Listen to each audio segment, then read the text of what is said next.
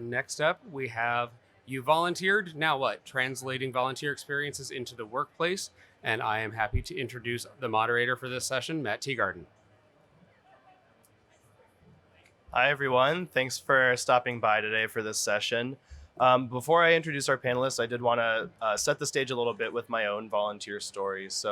I served as the IFT Student Association president during my time as a student at Ohio State, and found that I was gaining a lot of really good skills through volunteering and really enjoyed the experience. And when I moved into my new position, I found myself with a wealth of certain skills that I wasn't really sure how to apply at the current level I was at. So I was kind of wandering around looking for advice from different mentors that I had had during my time volunteering with IFT. And it was actually suggested that this would be a good session that would be of interest to individuals who have volunteered with IFT or even volunteered with other professional societies on really how to bring those skills into the workplace to help, potentially advance your career. So joining me today are two of IFT's wonderful volunteers that I actually met during my time as a volunteer. We have Artie Aurora, who's a vice president for scientific and regulatory affairs at Coca-Cola North America, and a current member of the Feeding Tomorrow Board of Trustees.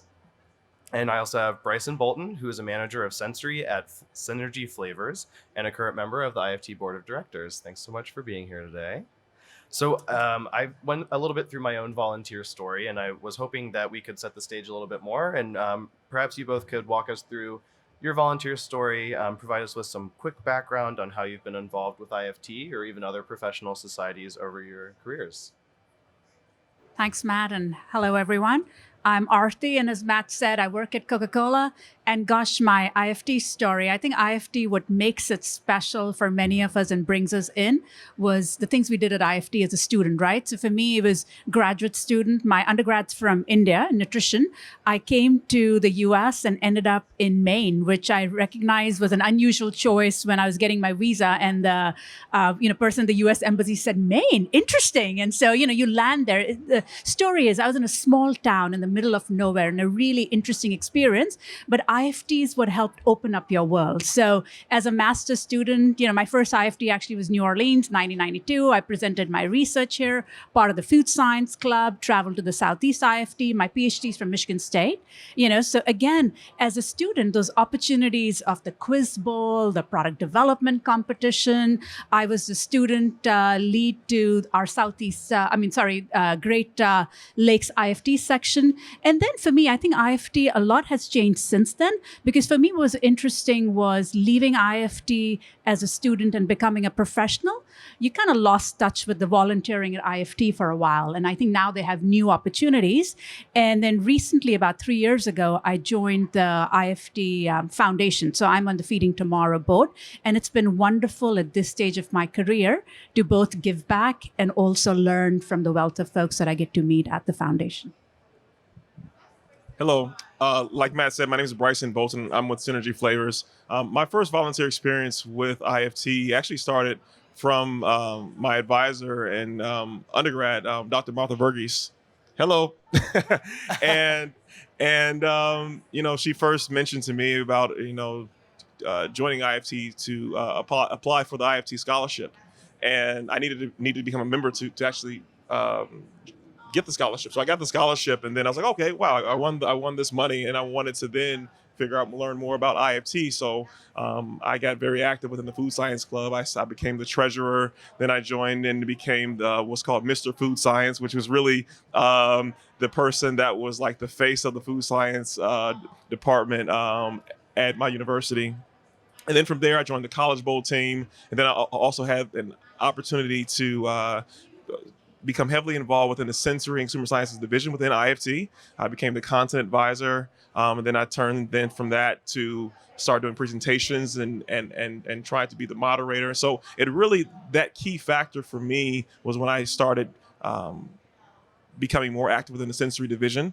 And then I had an opportunity to meet a lot of other sensory scientists within the community, and also to try to give back to help the next generation of sensory scientists and also food scientists as well. That's great. So, I think it's pretty clear that each of you have some unique experiences volunteering with IFT. And one of the things that I found through my volunteerism was that I grew not only in a professional sense, but I really grew on a personal level as well.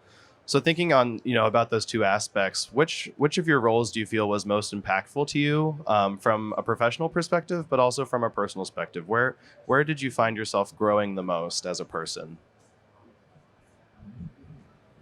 Interesting question. I think from a personal perspective, it really is. And I think IFT is fairly unique as a society from the connections you make when you're a student volunteer, right? I mean, I just, all of the activities that are designed towards that, because when I was a graduate student, there were a few organizations I was part of, IFT, AACC, AOAC, and they all had some opportunities, but there was something unique about being a student at IFT. There was so much that's set up, both at the meeting, throughout the year. So, you build these personal connections that you take with you throughout your life and career.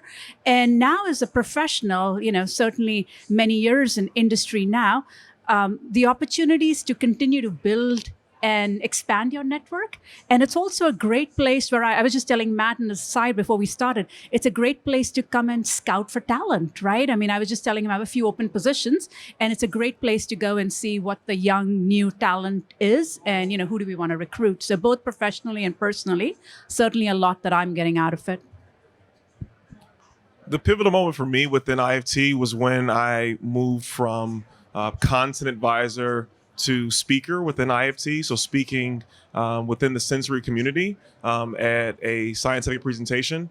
And it was a pivotal moment because then it allowed me to get more confidence in public speaking. So now when I ran for the board of directors a couple of years ago, I had met a lot of people within IFT and had an opportunity to do a lot of networking. So that being within IFT, allowing me to network and to have the confidence enough to run for the board of directors, that was that pivotal moment for me. And so the things that I've learned on the board now is about strategic planning, focusing on SMART goals, and it's really helped me bring some of that actual skill set back to my company, Synergy Flavors, to be able to help and plan to build a much better sensory program for the company. Well, and I maybe want to build on that a little bit, because one of the questions I had actually for later was, in my experience, I gained quite a few skills through volunteering. I had no idea how to read a budget sheet before I was on the IFTSA board. And, until I misread a budget sheet for IFTSA and thought we were like $100,000 in the hole or something, But it was one of those eye-opening moments to me that like, oh, I should learn this. And now that I'm a professional in the real world, I do that all the time. And so I learned some of those practical skills through volunteering, but I think the buzzword that's always thrown around with volunteering is soft skills. And I want to dig into that a little bit, because I think soft skills as a term is very general. But what are some of, thinking back through your experiences, what are some of those, really tangible, maybe this is not the best way to say it, but a really tangible soft skill that you've taken away from some of your volunteer experiences that has helped you in your career? Well, I'll answer the question first. It's really a communication, learning how to be more empathetic to someone else's needs. So having those conversations with my peers on the board, working with them, asking them questions, getting a chance to network, to really expand the network and really understand how to network with somebody. So it's not just when you're networking, you're just asking them questions, trying to pull information from somebody else, but really building a network that understands that they actually trust you as well. So you have to actually give to your network as well. So the art of giving as also being a volunteer. So you're actually trying to give to your network as well. That's a good point. That's great. And I think, I agree, Bryson, with what you said. And the other thing I would take away, when you're volunteering, you're doing that on top of everything else we're doing in our lives, right? On top of our day jobs or being a student, our personal lives. And I think for me, you also learn so much about time management and flexibility. It just helps you. And as I look in my organization and look at other leaders that I admire, it's usually people that you think back and said, how do they do it all, right? And they're the ones. And I'm not aware of a single leader, certainly in my company, that isn't involved on some board or some volunteer organization. And the reason that they're doing it is because both you're giving back, but you're getting back, in fact, more than you're giving back. That network, the ability to connect with people, the ability to think strategically about about things that you aren't perhaps an expert on, right? And also, again, in our company too, you're more and more talking about diversity and inclusion. And the more we can broaden our networks and work with people that you wouldn't normally get to work with out of a day to day, it's an enriching experience and you learn so much. So there's so much you get out of it. But I think I would add to that, I guess it's also an opportunity and to make sure that, back to what you said, Bryson, you've got to be able to both give and get back. So also being really smart and strategic about where you're volunteering and where you're spending that time. That's a really great point. Yeah, and that's something that I've come to appreciate. As a student, I was very busy with my research and with classes, but I maybe had a little bit more free time or perhaps a little bit more energy to spend a lot of time volunteering. But now as a professional, I really do have to dictate, be smart about how I spend the time, but still find the time to do it. I really love that you made that point. So thinking a little bit more real here about what volunteer experience might bring to someone's professional career. It's often touted as a resume builder and things like that. So as people who are higher up in your companies and have been successful and have definitely hired people as well, when you see volunteer experience on a resume, are you looking for more than just a bullet that says chair of this thing at this society? Are you looking for them to, at least in an interview, talk about that experience? Do you want to know more about it? Because obviously they have a whole professional dossier as well, but do you look at that volunteer experience as a complementary aspect to the resume as well? I think, probably no set answer for me, but it's just, especially as I talk to students, I say anything you can do to stand out from your peers, right? Because for all of us that have been there, that first job is kind of the hardest you get. And the volunteer experience is just something that helps you stand out a little bit more. So even for me, I know as, we're bringing in early career talent, fresh out of school, and, a lot of it ends up looking the same. And you do have the confidence, if someone's coming from a good program, they're going to have the technical skills. It's the other stuff. And at the early career stage, you're looking for the potential for growth, right? Potential for success, because they haven't really demonstrated that. When I see some meaningful volunteer experience, it's telling me this person, has the initiative, the drive, has done leadership in some sense. And so it's just a way in terms of the broader conversation of gauging what that experience was like, what they got out of it and what they didn't. And then again, people that are mid-career or later on in their career, again, when you see those volunteer experiences or leadership experience, it's just telling you this is a driven person that's looking to do more. And again, it's in addition to everything else that they may be bringing to the role, that's one additional factor that actually is very valuable. And I certainly appreciate when I see that. As a mid-career professional, I've fortunately had the opportunity to be a manager of Sensory. And so within the Sensory community, it's a very small community that everyone pretty much knows everybody else. And so I've had the opportunity to interview new candidates and get a chance to ask them questions about, okay, what's your involvement with IFT? What's your involvement with other Sensory organizations? And getting a chance to figure out, okay, what particularly are they looking for? But then also, as if you're just a member, okay, what have you learned from your membership? How have you used your membership to expand your network? What things have you learned and then applied? So it's not just being a member; it's also learning the information and then being able to apply that information to your everyday lives, right, into your career as well. So I'm looking for that connection. Yes, you know about all the different sensory methods, but how can you apply that to different situations? I think that's great. And I totally agree. It can really be a compliment to, and almost be a discussion point for you when you're looking for a job or looking to advance in your current role, perhaps. And thinking about your own experiences, we've touched on this a little bit, but I'm really curious for both of you how you feel that volunteering has impacted your career as a whole, maybe even through different stages of your career. So Bryson, you were Mr. Food Science in an undergrad, right? And then have moved on to several different roles within IFT as well. And throughout your career, how has it impacted you? On your career pathway, I guess. Well, when I'm walking the show floor, and also in the scientific symposium or any receptions, I get a lot of students and new professionals come up to me and ask the question, how did I get on the board?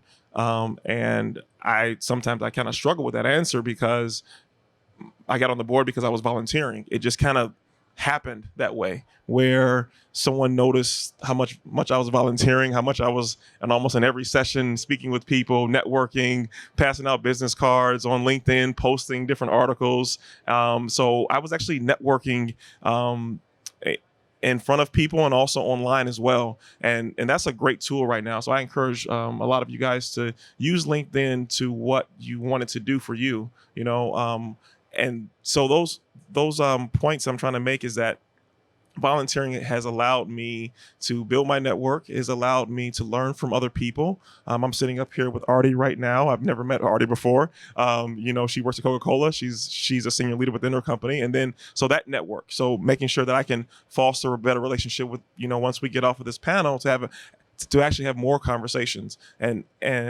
I encourage everyone else to continue to network and because I'll also tell you this, that but don't burn any bridges within the food industry, because everybody knows everybody. Everybody goes from one company to the next and continues to build their network. You might end up in sales one day and you need to try to sell a flavor or some other type of an ingredient or a beverage or something like that, and then your network follows you. Your brand follows you. So I would encourage everyone to protect your brand and develop your brand. No, very well said, Bryson. And, I think I would just, as I was reflecting on the question, Matt, I was, I'm thinking back to the early stage of my career when I was looking for a job, and I'm thinking to this stage of my career where I'm looking for talent, right? And in both cases, being a volunteer has really helped me. So I've had, I did a postdoc at University of Arizona. I was at Kellogg's for 5 years, and now I've been at Coca-Cola for 14 years.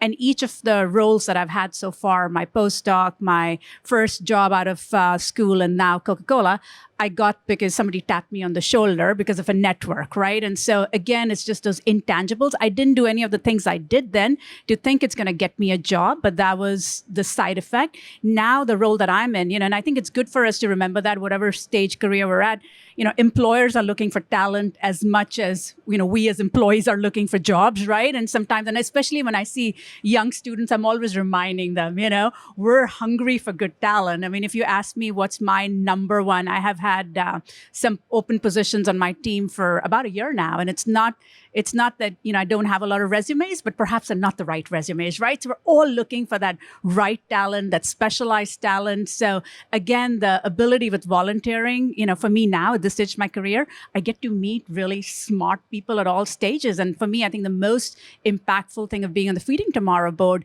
has been my interaction with the IFT Student Association volunteers. And when you see one of those Student Association volunteers, over the next decades or so, they're going to be future leaders in the industry. So that's been fantastic. And you want to tap that talent and bring them into your organization. That's a great perspective. And, going back to when I, was looking for jobs just last year and thinking through what I wanted to do, the experience that I had with volunteering was very impactful because I got to meet a lot of food professionals that were doing things that I didn't even know would be a career option.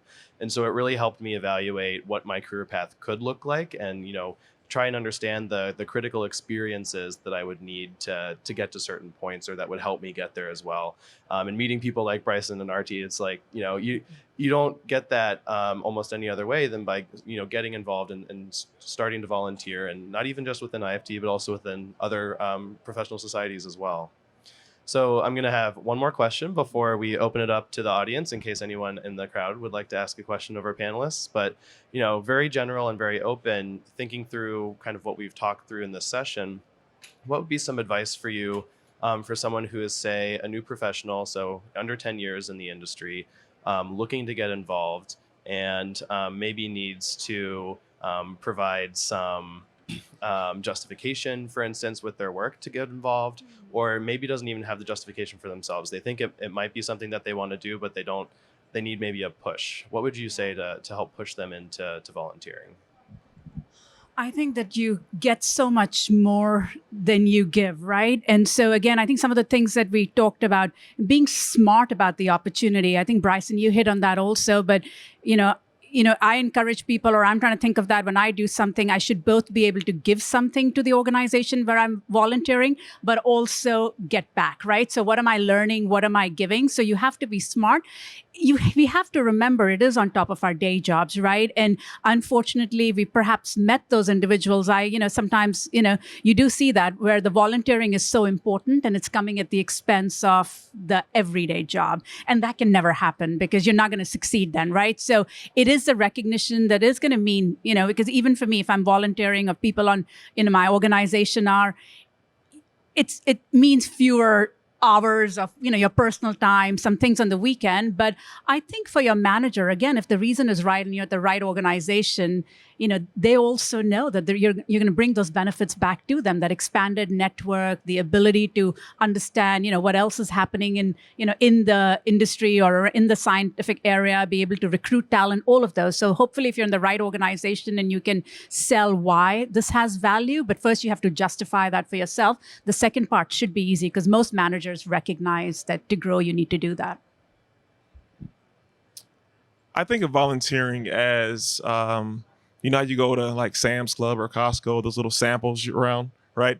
You try to like sample each and every different thing. I think of volunteering just like that, where I'm trying to, try a little bit of this, try a little bit of that, and also thinking about it as trying to intern. So I try to intern with a little volunteer experience here. I might be the content advisor for a little bit, or I might try to be a moderator for a session, or I might volunteer within the ELN peer mentor group. Just try to do different things. Try one thing for a little bit. If you don't like it, go to move to something else. IFT has a ton of volunteer opportunities for you to try. You can go right to the website, click on the button volunteer. It's somewhere on the website. I don't know the exact location of it, but just reach out to try to have an opportunity to volunteer and just try something else out. If you don't like it, try something else. For me, when I was volunteering, I just happened to just focus in the sensory area, but that's because I identified what I wanted to do and what I wanted to be. I think back to my resume as a freshman year at A&M, where it said to obtain a position in the food industry as a sensory scientist. And once I got that, then it was like, okay, what's my next goal? So just keep volunteering but you have to make sure that you really want to know what you would like to do. That's great advice. So I did want to open it up for questions in case anyone in the audience would like to ask Arti or Bryson anything about volunteering and relating that to your real life at work.